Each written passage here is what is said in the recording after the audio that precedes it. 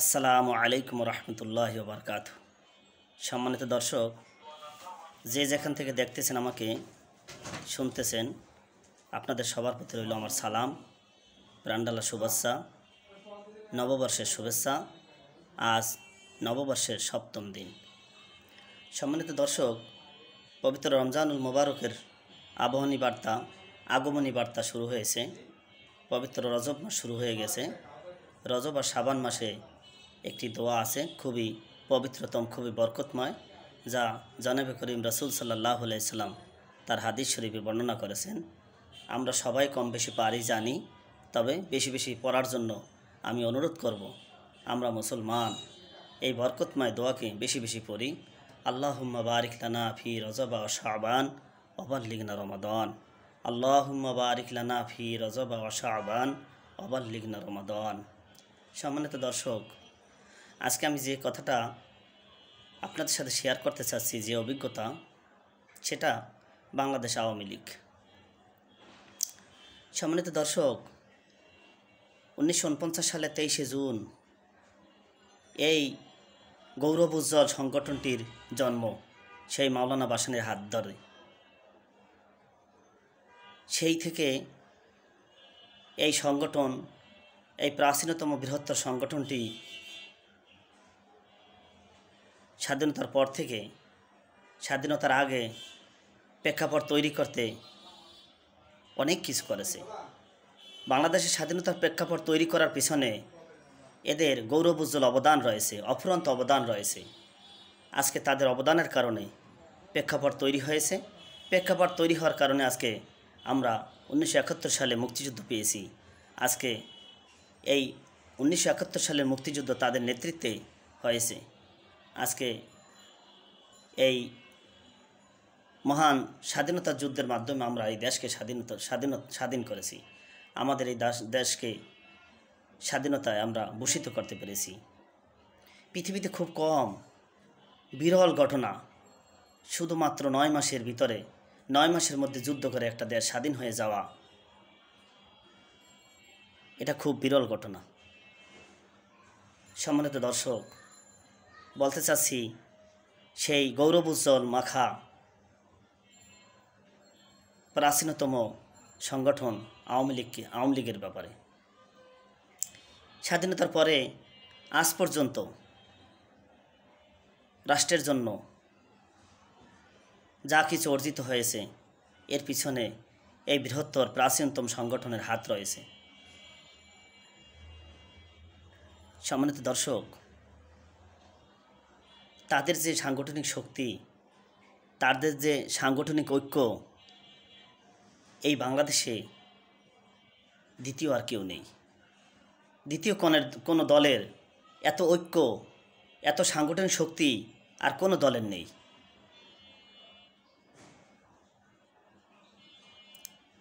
বৃহত্তর বড় দল আছে, বিরোধী দল আছে, আরও অন্যান্য দল আছে, ধীরে ধীরে বৃহত্তর হচ্ছে।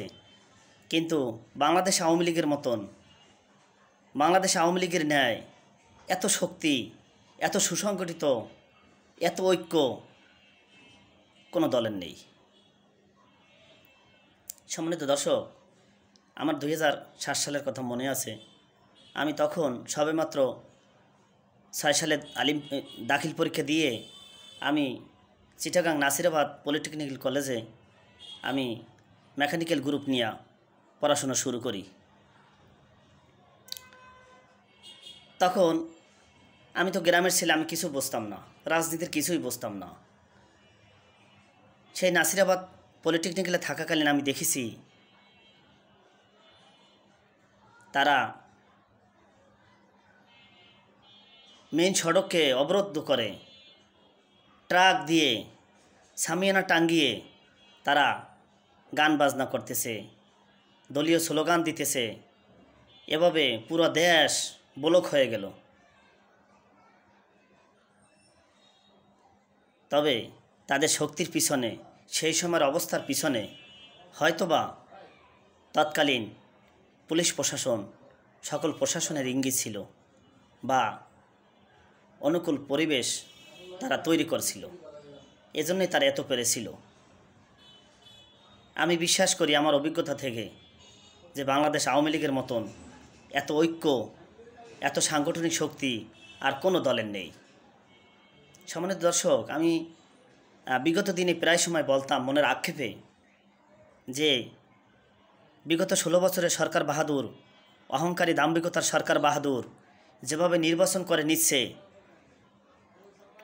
এবং টিকেও যাচ্ছে, সব কিছু সামালও দিচ্ছে, এরকম যদি বিএনপি করার চেষ্টা করে আগামী দিনে, বা বিএনপি করত আর বিরোধী দল থাকতো এই প্রাচীনতম দল, এই বৃহত্তর দল আওয়ামী লীগ, আমি মনে করি, আমি বিশ্বাস করি আমার বিগত দিনের অভিজ্ঞতা থেকে, তাদের গৌরবোজ্জ্বল ইতিহাস থেকে, যে তারা সেই সরকারকে টিকতে দিত না। তথাকথিত একটি নির্বাচন করে, ভোটারবিহীন নির্বাচন করে তারা আবার শপথ পড়তে যাবে, এই শক্তি মনে হয় অন্তত বিরোধী দলের বিএনপির অন্তত থাকতো না। আমি মনে করি যদি তথাকথিত নির্বাচন করে, গণতন্ত্রকে হত্যা করে, ভোটারবিহীন নির্বাচন করে যদি বিএনপি আগামী দিনে এরকম কোনো শপথ পড়তে যায়, মনে হয় সেই শপথ পড়তে দেবে না, বা সেই শপথ পড়ার যোগ্যতা হাসিল করবে না বিএনপি বা যে কোনো সরকার। বা তৎকালীন সময় বিগত দিনে যেভাবে তিনটে নির্বাচন, বিতর্কিত নির্বাচন, ডামি নির্বাচন করে গিয়েছে, ডামি নির্বাচন করে বা বিতর্কিত নির্বাচন করে সামাল দেওয়ার চেষ্টা করেছে, সামলিও নিয়েছে, বিএনপি কিছু করতে পারেনি। কিন্তু এরকম দুঃসাহস যেন বিএনপি না দেখায় আওয়ামী লীগের সামনে। আমি আমার অভিজ্ঞতা থেকে বলতে পারি, এরকম যদি সাহস দেখাতো আর বিরোধী দল থাকতো আওয়ামী লীগ, বাংলাদেশ আওয়ামী লীগ, তাহলে মনে হয় তাদের সে শপথ অনুষ্ঠান আর শপথ অনুষ্ঠান থাকতো না, অন্য কিছু হয়ে যেত। নির্বাচন কমিশনার আর জ্যান্ত দাঁড়াই থাকতে পারতো না। তাদের শক্তি এত, তাদের ঐক্যের শক্তি এত, তাদের সাংগঠনিক শক্তি এত। আমার কেন জানি মনে হয় আওয়ামী লীগ যারা করে তারা প্রতিটি সদস্য, সাপোর্টার আন্তরিকভাবে আওয়ামী লীগ করে, আন্তরিকভাবে দল করে। কিন্তু বিএনপি যারা করে তারা কেন জানি অনুপ্রবেশকারীর মতন দল করে। তারা শাহজাদার মতন মাছও ধরবে, কাদাও যেন না লাগে, সেরকম সংগঠন করে বিএনপির লোকজন। আজ তারা যদি ঐক্যের দিক দিয়ে, সাংগঠনিক শক্তির দিক দিয়ে শক্তিশালী হতো, তাহলে সরকার এত বছর, আজকে তিনটি নির্বাচন, গণতন্ত্রকে হত্যা করে ভোটারবিহীন নির্বাচন করে যেতে পারত না।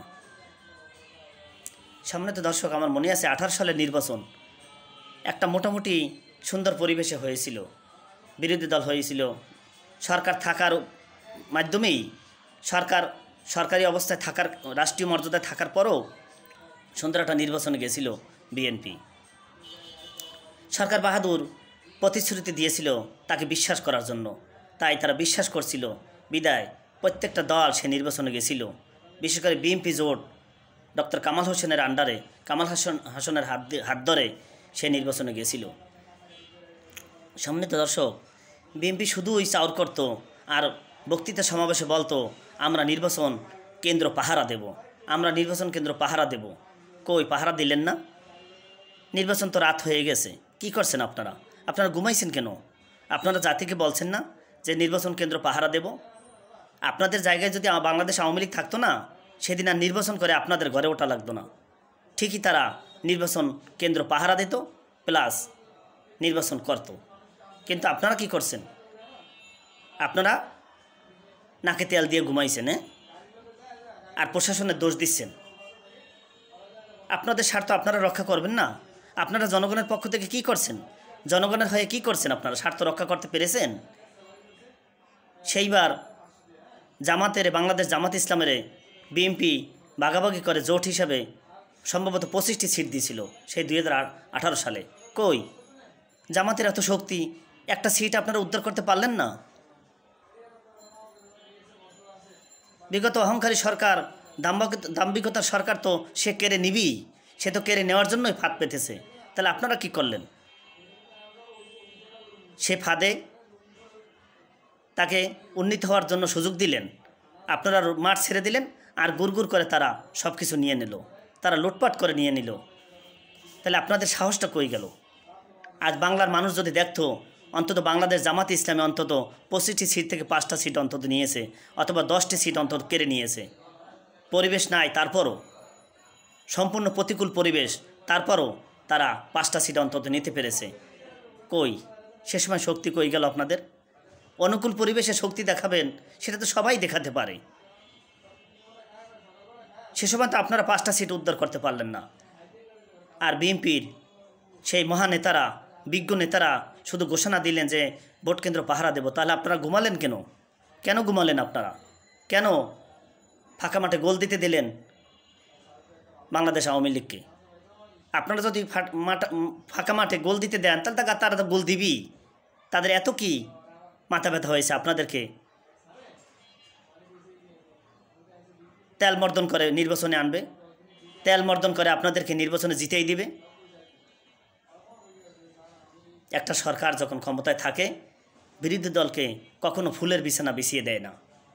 বিরোধী দল তাদের আন্দোলন করে, তাদের শক্তিমত্তা প্রয়োগ করে, রাজপথে নেমে তাদের দাবিগুলো আদায় করে নেয়।